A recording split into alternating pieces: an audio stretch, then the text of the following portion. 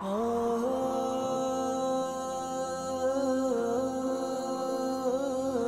مرتبہ مالک بن دینار حج پر تشریف لے گئے. لاکھوں کا اجتماع تھا اور لوگ بہت کثیر آئے تھے. دل میں خواہش ہوئی کیا سب کا حج قبول ہو گیا؟ رات کو سوتے ہیں تو اس وقت دیکھا کہ لاکھوں لاکھ حجاج جمع ہیں. یہ عرض کرتے ہیں مولا کیا سب کا حج قبول ہو گیا؟ ہاتھی پہ غیبی سے آواز آتی ہے کہ سب کا قبول ہو گیا ہے مگر ایک شخص سے محمد بن ہارون بلخی اس کا حج قبول نہیں ہوا. کہتے ہیں کہ جب میری آنکھ کھلی اب دل میں تمنا ہوئی تو دیکھوں تو صحیح وہ محمد بن ہارون بلخی کون ہے اور کس وجہ سے حج قبول نہیں ہوا. کہا میں ڈھونڈتے ڈھونڈتے پہنچنے لگا کہ جس طرح آج بھی ہوتا ہے کہ اس بلڈنگ کے اندر پاکستانی ہے، یہاں پر انڈین ہے، یہاں انڈونیشین ہے. تو اس دور کے اندر بھی بلخ اور خراسان کے لوگ ایک الگ مقام پر تھے. کہا میں اس مقام پر پہنچا. میں نے ان لوگوں سے کہا کہ تم میں محمد بن ہارون بلخی کون ہے؟ کہا بڑا نیک آدمی ہے. میں نے سوچا اندر دل ہی دل کے اندر یہ تو اس کا حج قبول نہیں ہو. کہتا نیک آدمی ہے. میں نے کس طرح کا نیک؟ کہتے ہیں بڑا پرہیزگار ہے، بہت پاکیزہ آدمی ہے. میں نے کہاں ہوگا؟ کہا اس پہاڑ کے پیچھے خیمہ لگا کر عبادت کر رہا ہوگا. تو کہا میں جب ان کے پاس آیا وہ نماز پڑھ رہے تھے. نماز سے جیسے فارغ ہوئے تو میں نے پوچھا کیا تمہارا ہی نام ہی محمد بن ہارون بلخی ہے؟ کہتے ہاں میرا ہی نام محمد بن ہارون بلخی ہے اے مالک بن دینار. مجھے اور کرنٹ لگا کہ میرا نام بھی جانتے ہیں. تو میں نے کہا کہ آپ کی طبیعت کیسی ہے؟ کہتے ہیں الحمدللہ ٹھیک ہوں مگر تم بتاؤ کہ تم کیسے ملے آئے؟ کہا بس ملاقات کے لیے آیا تھا. کہا کہ نہیں جس مقصد کے لیے آئے ہو وہ مقصد تو بتاؤ. کہتے کہ نہیں بس ملاقات کے لیے آیا تھا. تو خود ہی فرماتے ہیں کہ تجھے کوئی خواب نظر آیا ہوگا اور تجھے بتایا ہوگا کہ میرا حج قبول نہیں ہوا. کہتے ہیں یہ بات سن کر مجھے ایک جھٹکا سا اور لگا کہ واقعی بات تو یہی ہے کہ مجھے بتایا گیا کہ آپ کا حج قبول نہیں ہوا. تو کہتے ہیں کہ ہاں 24 سال سے میں حج کر رہا ہوں. 24 سال مجھے ہو گئے اس گھر کی زیارت کرتے کرتے، لیکن ہر سال کوئی اللہ کا ولی آتا ہے جسے خواب میں بتایا جاتا ہے کہ میرا حج قبول نہیں ہوا. تو مالک بن دینار کہتے ہیں مجھے رحم آیا.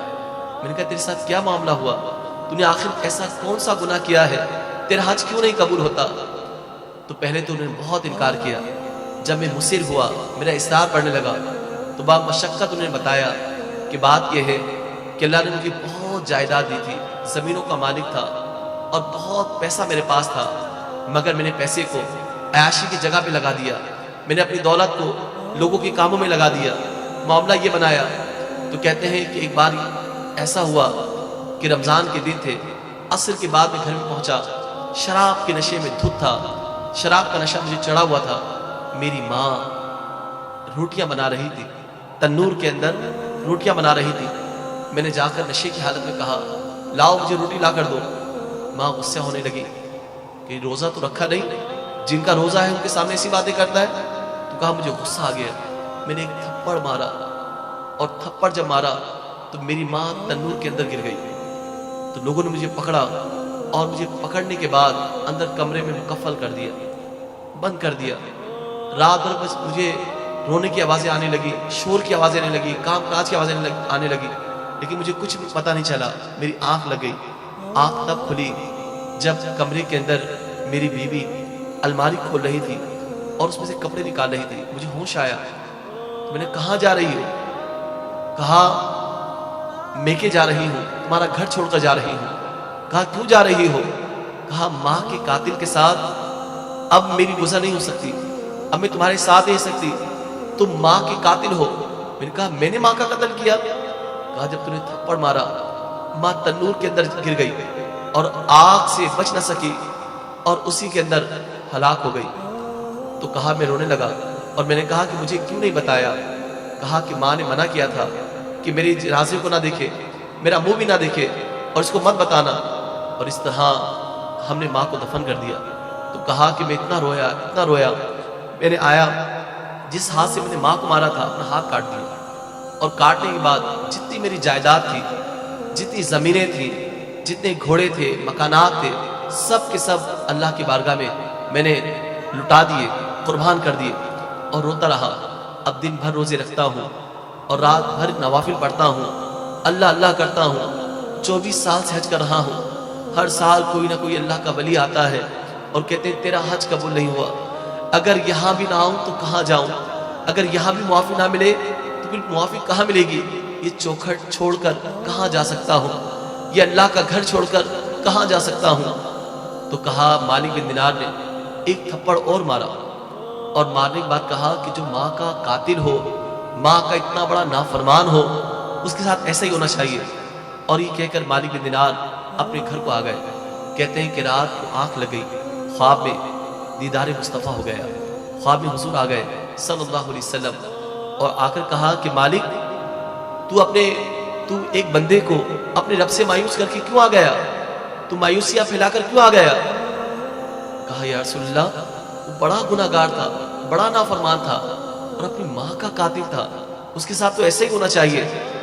आका फरमाते हैं अल्लाह बड़ा करीम है, या रसूलल्लाह क्या उसकी अभी माफी हो सकती है। आका फरमाते हाँ, उसी की माँ अपने साथ जन्नत में निकल जाएगी। कहा कैसे, कहा चूंकि इसको इस कदर शर्मिंदगी है। आका फरमाते हैं जब महशर का मैदान कायम होगा, माँ अपने खून का बदला चाहेगी, उसकी माँ खड़ी होगी, मौला ये मेरा कातिल है, तू मुझे इंसाफ दिला। तो अल्लाह फरमाएगा बुलाओ इसके बेटे को।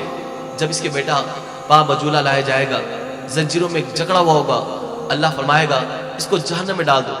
जब जंजीरों में जकड़ते हुए, कोड़े मारते हुए जब जहन्नम की तरफ लेकर जा रहे होंगे, ये पलट पलट कर मुड़ मुड़ कर अपनी माँ को देखता होगा और अर्ज करेगा माँ जब मैं तकलीफ में होता था मुंह से माँ निकलता था, जब गम में होता था माँ तुझे याद करता था, माँ मुझे मारेंगे, माँ मुझे जलाएंगे, माँ जहन्नम की आग बर्दाश्त नहीं कर सकता, माँ मैं ये आग बर्दाश्त नहीं कर सकता। जब बार बार मुड़कर देखेगा, माँ अपना दिल पकड़ लेगी और माँ तो माँ होती है ना। फिर जब वो बिल्कुल जहन्नम के करीब जाएगा तो माँ बर्दाश्त नहीं कर पाएगी, माँ कहेगी मौला मैंने इसको माफ कर दिया, तू भी माफ कर दे। अल्लाह फरमाएगा इसने तुझे जलाकर मारा, तुझे आग में डाल दिया और तू इसे जलने क्यों नहीं देती। हालांकि वो सब जानता है, हालांकि वो सब जानता है। माँ कहेगी या रब या रब्बी, मैं माँ हूँ, कैसे बर्दाश्त कर सकती हूँ कि मेरा बेटा आग में जले, जहन्नम में जाए। तो जब कहेगी मौला तू इसे मुआफ कर दे और इसको मुआफ कर दे, दरगुजर फरमा, मैंने मुआफ कर दिया, मैं माँ हूँ, देख नहीं सकती, बर्दाश्त नहीं कर सकती। तो अल्लाह ताला उस माँ के कहने पर उसे मुआफ कर देगा और जहन्नम से पलट आएगा और अल्लाह ताला उस माँ के साथ उसको जन्नत में जाने का हुक्म देगा। तो लोगों ये होती है माँ। माँ देख नहीं सकती कि बेटे को आग लगे, माँ देख नहीं सकती बेटे को तकलीफ पहुंचे, माँ देख नहीं सकती कि बेटा जहन्नम में जले। जी हाँ, इस दौर में भी जो चीज़ खालिस मिलती है वो माँ का प्यार है।